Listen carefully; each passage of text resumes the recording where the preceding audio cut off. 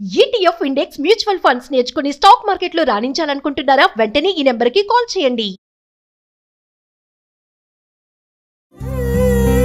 రాగానే మందు కొనుకొచ్చుకున్నాడు. నా కొడుకు వచ్చి పని చేసిండు. అడుగు పెట్టింది నా కొడుకు కథ.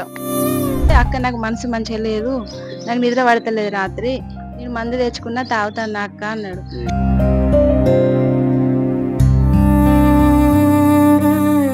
నమస్తే, welcome back to Suman TV. ప్రస్తుతం మనతో పాటు ఉన్నారు ఫ్యామిలీ కౌన్సిలర్ రజనీ రామ గారు. నమస్తే మ్యామ్. నమస్తే మేడం, కరీంనగర్లో జరిగిన ఇన్సిడెంట్ అయితే మనం చాలా ఆర్టికల్స్ న్యూస్ గతంలో విన్నాం. నవవధువు బలి, గృహహింస అని వింటాం కదా, కానీ ఇది కొంచెం డిఫరెంట్గా ఉంది. కరీంనగర్లో నవవరుడు 15 రోజులైందంట పెళ్ళయి సూసైడ్ చేసుకుని చనిపోయాడు. వివరాల్లోకి వెళ్తే భార్య యొక్క మిస్బిహేవియర్, తన కళ్ళ ముందే వేరొక వ్యక్తితోటి తన చనువుగా ఉండడాన్ని చూసి భరించలేని ఆ భర్త అసలు వాళ్ళ అమ్మతో వాళ్ళ అక్కతో షేర్ చేసుకుని కూడా నేను చనిపోతున్నాను, మందు తాగి నా వల్ల అవ్వట్లేదు అంటే, మరి ఇది ఎలా చూడొచ్చు అంటారు ఈ కేసుని? మరి 15 రోజులు అయింది పెళ్ళయి. అంటే మెన్స్ మైండ్ సెట్ ఎలా ఉంటుంది, వాళ్ళు ఎందుకు ఇంత సెన్సిటివ్ అయిపోతున్నారు? అవును, ఒకసారి దాని గురించి మాట్లాడు. అదే ఇప్పుడు పిల్లలకి ఏం తెలియటం లేదు, అసలు దేని గురించి తెలుసుకోవాలని అనుకోరు. కనీసం కాస్త బ్రెయిన్ ముందుకు తీసుకెళ్ళి కొంచెం ఆలోచన, నేను చెప్తాను ఆలోచనే, ప్రతిదానికి ఆలోచనే కారణం అని చెప్తాను. ఆలోచన అనేది సరిగ్గా చేయలేకపోతున్నారు. ఇప్పుడు ఆ అమ్మాయి అలా కూర్చుంది అని అంటే రీజన్ ఏంటో కనుక్కోవచ్చు కదా. ఆ అమ్మాయికి అట్లా చిన్నప్పటి నుంచి అటు చనువుగా ఉండడం అలవాటా, అందరు బంధువులతోటి వచ్చిన వాళ్ళు పెళ్ళికి బంధువులే అయి ఉంటారు కదా, అది అలవాటా లేకపోతే క్యారెక్టర్ మంచిది కాదా అనేది నువ్వు తెలుసుకోవాలి కదా.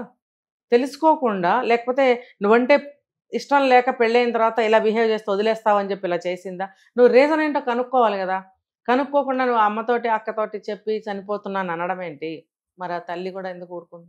నాకు ఫోన్ చేసి చెప్పాడు, నా కొడుకు నాతో కావట్లేదు, నేను నిద్రపోలేకపోతున్నాను, నేను తినలేకపోతున్నాను, నా కళ్ళ ముందు ఇట్లా చేస్తుంది. మళ్ళీ అనిందంట, బావా నేను క్లోజ్గా ఉండనా ఇతనితో అని భర్తనే అడిగిందంట. తల్లి అక్క చెప్తుంది. అంటే ఇక్కడ మహిళలు కూడా మనం చాలా వీడియో చెప్పుకున్నాం అనుకోండి మేడం, అందరూ కాదు కానీ కొంతమంది ఉన్నారు ఇలాంటి వాళ్ళు. మీరు అన్నట్టుగానే ఒక ఇష్టం లేని పెళ్లి చేసుకుంటే భర్తకి కొంచెం అంటే ఎగ్నెస్ట్ అవ్వాలని కూడా అలా బిహేవ్ చేసిందని కూడా అనుకోవచ్చు. ఇక్కడ ఏదేమైనా అతని మైండ్ సెట్ అయితే కొంచెం డిస్టర్బ్ అయిపోయింది కదా. ఇంకొకటి ఏంటంటే ఇక్కడ నీకు చిన్నప్పటి నుంచి అందరితో అలా మసులుకోవటం నీకు అలవాటు అయితే అవ్వచ్చుగాక, లేకపోతే పెళ్ళంటే ఇష్టం లేకపోవచ్చుగాక, లేదు నీ క్యారెక్టర్ మంచిది కాకపోవచ్చుగాక, వాట్ ఎవర్ ఇట్, నువ్వు పెళ్ళి ఎందుకు చేసుకున్నావు? మానేసుకో. లేదు నువ్వు పెళ్లి చేసుకున్న చోటకి వెళ్ళాలనుకున్నప్పుడు నీకు అట్లా అందరితో చనువుగా ఉండటం అలవాటు అయితే నువ్వు ఆ పద్ధతి మార్చుకోవాలి. ఇదే కనుక నిజమైతే తల్లిదండ్రులు కూడా ఆ పిల్లకి నడవడిక మారాలి అని నేర్పించాలి. అది మారిన తర్వాతే పెళ్లి చేయాలి. దీనికి కంప్లీట్గా రెస్పాన్సిబిలిటీ పెళ్లి చేసిన వాళ్ళదే అంట, పర్టికులర్ ఈ కేసులో. నేను ఆ తల్లి ఇంకా ఓ మాట చెప్తుంది మేడం, కొడుకు ఇలా చెప్పినప్పుడు మరి మాట్లాడదాం వెళ్ళి ఇంటికి వెళ్ళి వాళ్ళ ఇంటికి వెళ్ళి అంటే, అప్పుడే వద్దులేరా 15 రోజులు అయింది కదా, వెయిట్ చేద్దాం, మెల్లగా మాట్లాడదాంలే, అప్పుడే వెళ్ళి మాట్లాడితే వాళ్ళు ఏమనుకుంటారో అనేసి కూడా తల్లి కూడా చెప్తుంది. అంటే ఇక్కడ మనము అతని మైండ్ సెట్, అంటే మీరు అన్నారు అడగొచ్చు కదా ఆవిడ్ని గట్టిగా, భార్యే కదా, నిలదీసి అడిగితే ఏముంది, ఒక దెబ్బ కొట్టైనా అడగొచ్చు, ఏంటి ఇలా చేస్తున్నావు, ఏంటి నీకేమైనా సమస్యలు ఉన్నాయా అని అడిగే ఇంటరాక్షన్స్ చేసుకోవచ్చు కదా. కానీ అంత సెన్సిటివా మైండ్ సెట్? అంటే నాకు అర్థమవుతుంది ఫ్యామిలీ అంతా కూడా మంచి వాళ్ళని అర్థమవుతుంది. అంటే అమాయకులు, అమాయకత్వం, కాస్త పరువుకు పోయేవాళ్ళు, బంధుత్వాలకి విలువనిచ్చేవాళ్ళు. ఇప్పుడు పెళ్లి చేసుకుని 10 రోజులు అవ్వలేదు, ఇలాంటి నిందలుగా మనం మాట్లాడితే మనల్ని కూడా వాళ్ళు చెడ్డ అనుకుంటారు, మనల్ని అల్లరి చేయొచ్చు, ఉల్టా మనకే డివోర్స్ ఇచ్చి పోవచ్చు. అలా కూడా జరుగుతున్నాయి కదా. ఇలా కూడా ఆ పెద్దవాడు ఆలోచించి ఉండొచ్చు. మరి తండ్రి లేరేమో తెలీదు. మరి తండ్రి లేనప్పుడు మగపిల్లడికి సపోర్ట్ అనేది ఉండదు. అంటే సమర్థవంతమైనటువంటి ఒక తండ్రి ఉంటే పిల్లలు బాగుపడతారు. తండ్రి కూడా వ్యసనాల పరుడో బాధ్యత లేనివాడైతే వేస్ట్ అనుకోండి. ఓవరాల్గా తండ్రి అనేవాడు ఉంటే మగపిల్లలకి కొంచెం ఇలాంటివి ఎక్స్పీరియన్సెస్ అనేవి తెలుస్తూ ఉంటాయి. మరి ఏమీ లేనట్టుగా ఉంది, అక్కడ అమాయకత్వంగా ఉన్నాడు.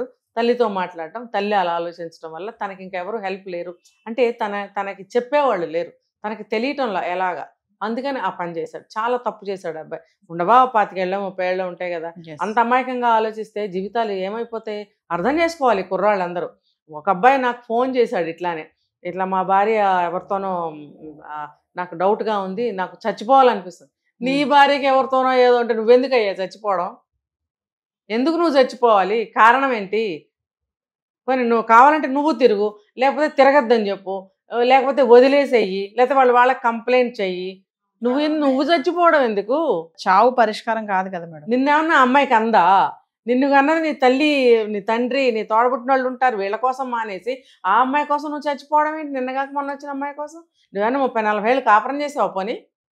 ఇప్పుడు వచ్చిన అమ్మాయి కోసం ఇంత ఇదైపోతున్నారేంటో నాకు అర్థం కావట్లా. ఒకటే గుర్తుపెట్టుకోండి అబ్బాయిలు, మంచి అబ్బాయిలకి, ఇలాంటి సెన్సిటివ్ ఉన్న వాళ్ళ అబ్బాయిలకి నేను చెప్తున్నాను ఏంటంటే, నిన్నగాక మొన్న వచ్చిన 10 రోజుల్లో, 15 రోజుల్లో, సంవత్సరం, 2 సంవత్సరాలు వాళ్ళ మనస్తత్వాలు ఏంటో, వాళ్ళ పోకడలేంటో మీకు ఇంకా కరెక్ట్గా అంతుబట్టని స్టేజ్లోనే ఉంటారు మీరు. వాళ్ళ కోసం 20-30 ఏళ్ళు కని పెంచి మీకు ఒక పేగు బంధం అనేది ఇక్కడ ఉంది. ఆ బంధాన్ని కాదనుకుని వీళ్ళ కోసం ఎందుకు మీరు జీవితాలు పాడు చేసుకుంటున్నారు? అదే మీరు ఒక 30-40 ఏళ్ళు కాపురాలు చేశారంటే ఆ బంధం నిజంగా స్ట్రాంగ్. అప్పుడు ఆలోచించవచ్చు. ఏంటి దీనికోసం నాకు అర్థం కాలేదు. ఇక్కడ ఆలోచించాలి. ఇక్కడ ఒక విషయం ఏంటంటే మేడం, ఇప్పుడు భర్త గనక అలా చేశాడు అనుకోండి, భార్య చాలా ఈజీగా అడిగేస్తుంది, నువ్వేంటి ఫోన్లో అమ్మాయితో మాట్లాడుతున్నావు, ఏంటి అమ్మాయితో అలా మాట్లాడుతున్నావు. అదే గనక భార్య ఒక మహిళ చేస్తే భర్త అడగలేడు. లేదండి, అమ్మాయిలు కూడా అడగలేని అమ్మాయిలు ఉన్నారండి, ఉన్నారు. అని మనం ఈ కేసులో మాట్లాడుకుంటే, ఈ కేసులో మామూలుగా కూడా భర్తలు గమ్మున అడగలేరు కదా. అడిగితే ఇంకేమన్నా ఉందా, నువ్వు నన్ను ఇక అంటే అందరూ కాదు, కొంతమంది లేడీస్ ఉంటారు కదా, ఇక ఏంటి నువ్వు నన్ను అనుమానిస్తున్నావా, నువ్వు అసలు ఏమనుకుంటున్నావా అని ఫైర్ అయిపోతారు. అలా కూడా సైలెంట్ అయిపోతున్నారు కదా భర్త. అవుతున్నారు. అవి ఉన్నాయి, ఇవి ఉన్నాయి. కాకపోతే ఈ రకంగా ఆలోచించకూడదని నేను చెప్తున్నాను. అలాంటి మనస్తత్వం ఉన్న అమ్మాయికి పెళ్లి వాళ్ళు ఆగి చేయాలి. ఆ అమ్మాయిని కంప్లీట్గా మార్చాలి. పెళ్ళి అంటే ఇలా ఉంటుంది, చెప్పుకున్నాం మనం చాలాసార్లు. Before marriage counselling ఇప్పించాలి.